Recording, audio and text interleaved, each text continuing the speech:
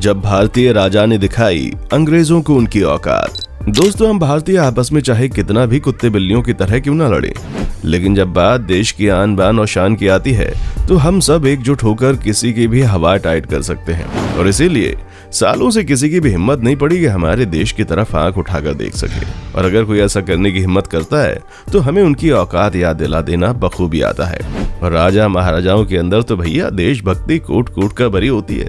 तभी तो जब रॉल्स रॉयस कंपनी में एक भारतीय राजा का अपमान हुआ तो उन्होंने दुनिया की सबसे महंगी कार कंपनी रॉल्स रॉयस को खून के आंसू रोने पर मजबूर कर दिया और ऐसा बदला लिया कि उसे सुनकर आपको अपने भारतीय होने पर गर्व महसूस होगा।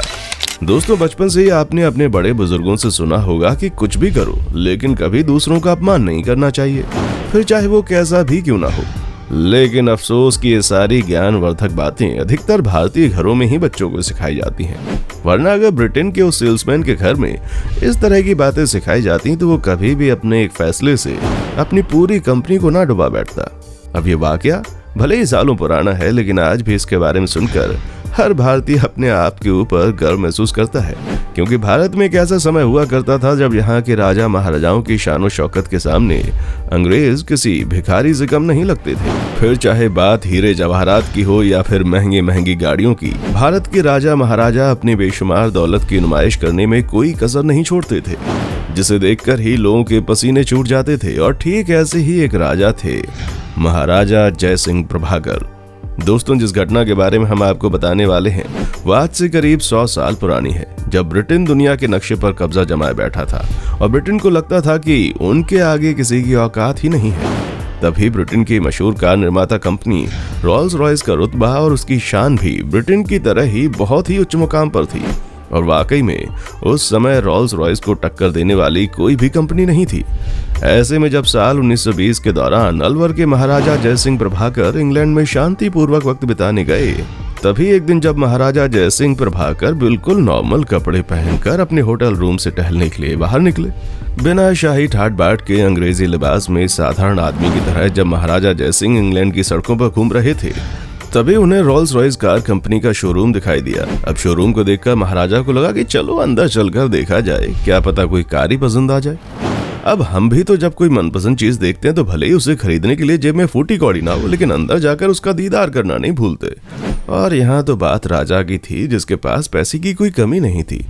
इसीलिए महाराजा ऐसे ही अपने कदमों को आगे बढ़ाते हुए रॉल्स रॉयस के शोरूम के अंदर घुस जाते हैं और फिर वहां मौजूद गाड़ियों के फीचर्स और उनकी बाकी क्वालिटीज के बारे में जानने के लिए सेल्समैन से बातें करने की कोशिश करते हैं।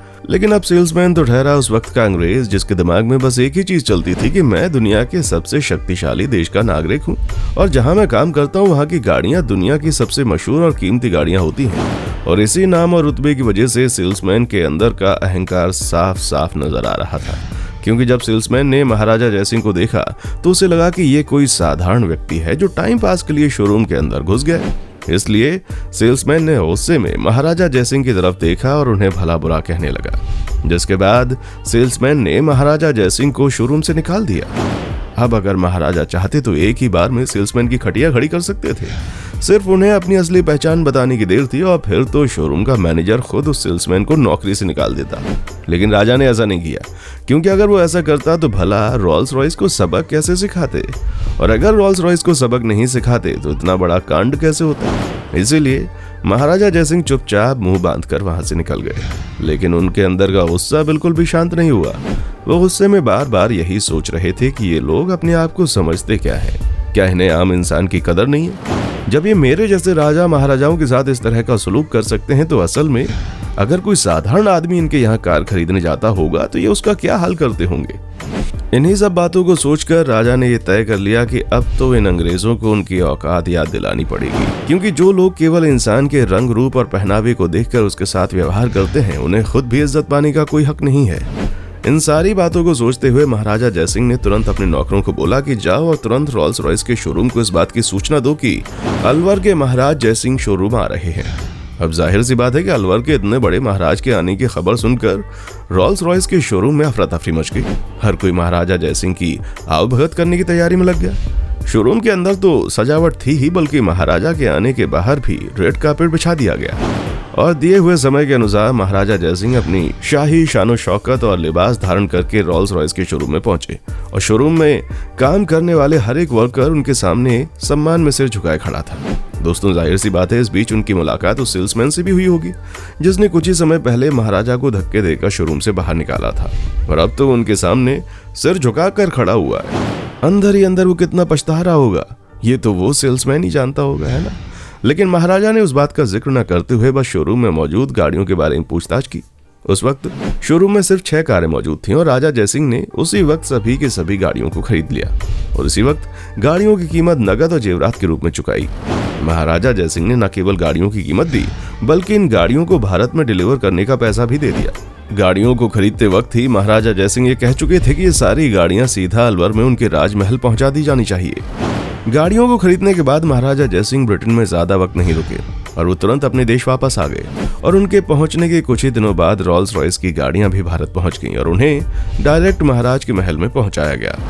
आपको बता दें उस समय रॉल्स रॉयस की गाड़ियां चलाना बहुत बड़ी बात होती थी और भारत में तो ये एक शाही पहचान थी, लेकिन इस गाड़ी की खूबसूरती और शान और शौकत को देखकर जयसिंह का मन नहीं पिघलने वाला था। उनके मन में तो अभी भी अपनी बेइज्जती का गुस्सा भरा हुआ था, इसलिए सबसे पहले उन्होंने अपने मुलाजिमों को बुलाया और उनसे कहा कि शहर में बहुत कचरा हो रहा है जिन्हें साफ करने के लिए अब इन नई रॉल्स रॉयस गाड़ियों का इस्तेमाल किया जाए। महाराजा की बात सुनकर सभी मुलाजिम दंग रह गए। भला कोई शख्स इतनी महंगी गाड़ियों को कचरा साफ करने के लिए कैसे दे सकता है, लेकिन महाराज का हुक्म था तो मानना तो पड़ेगा ही। इसलिए किसी ने भी बिना कुछ बोले अगले ही दिन से उन शानदार रॉल्स रॉयस गाड़ियों में कचरा उठाना शुरू कर दिया। सभी 6 की 6 गाड़ियां कचरा उठाने के काम में ली जा रही थी। जब रॉल्स रॉयस गाड़ियों के आगे और पीछे झाड़ू बांधकर शहर की सड़कों पर उतारा गया तो ये खबर जंगल में आग की तरह तेजी से फैल गई और फिर कुछ ही समय में पूरी दुनिया को ये पता चल गया कि कैसे भारत के अलवर राज्य में दुनिया की सबसे शानदार गाड़ियों से कचरा साफ किया जा रहा है और कोई भी इस खबर को हजम नहीं कर पा रहा था।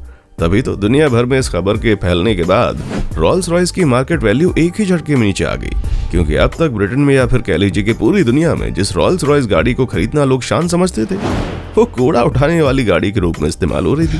तो भला लोग क्यों अपनी पूरी जमा पूंजी खर्च करके इस गाड़ी को खरीदना चाहेंगे। हर कोई इस गाड़ी को मामूली समझने लगा था, जिसकी वजह से कंपनी की सेल्स दिन दूनी रात चौगनी तेजी से नीचे गिर रही थी और इन सारी चीजों से रॉल्स रॉयस को मार्केट में बहुत बड़ा झटका लगा। और फिर थक हार कर कंपनी ने महाराजा जयसिंह को एक पत्र लिखकर अपने सेल्समैन द्वारा की गई गलती की माफी मांगी और उन्हें 6 और रॉल्स रॉयस गाड़ियां मुफ्त देने की बात कही। बस कंपनी सिर्फ इतना चाहती थी कि अब इन लग्जूरियस गाड़ियों से कचरा ना उठाया जाए वरना कंपनी डूब जाएगी। इस पत्र को पढ़कर महाराजा जयसिंह को बड़ी खुशी हुई और उन्होंने रॉल्स रॉयस के माफीनामे को मान लिया और तुरंत ये आदेश दिया कि रॉल्स रॉयस गाड़ियों से अब कचरा ना उठाया जाए। तो दोस्तों, देखा आपने असल मायनों में बदला लेना किसे कहते हैं, जहां सांप भी मर गया और लाठी भी नहीं टूटी। यानी कि बिना कुछ कहे, बिना किसी लड़ाई झगड़े के महाराजा जयसिंह को एक गाड़ी के दाम पर 2 गाड़ियां मिल गईं और इनका नाम इतिहास के पन्नों में हमेशा हमेशा के लिए दर्ज हो गया। ऐसा करके महाराजा जयसिंह ने ये बात भी साबित कर दी कि इंसान कुछ भी कर ले लेकिन किसी भारतीय को उंगली ना करे, वरना अगर हमारा दिमाग खराब हुआ ना तो पूरी दुनिया में तहलका मच जाएगा, जिसका उदाहरण आप देख ही चुके हैं। अब आपका महाराजा जयसिंह के इस बदला लेने के अंदाज के बारे में क्या कहना है, कमेंट बॉक्स में आकर जरूर बताएं और इसी तरह की शानदार वीडियोस को लगातार देखते रहने के लिए चैनल को लाइक, शेयर और सब्सक्राइब करना ना भूलें। देखने के लिए शुक्रिया। दोस्तों, आपकी स्क्रीन पे 2 और वीडियोस दिख रही हैं, जिसे देखने के लिए आप इस स्क्रीन पर क्लिक करें। दोनों देखिएगा, बहुत अच्छी वीडियो बनी है।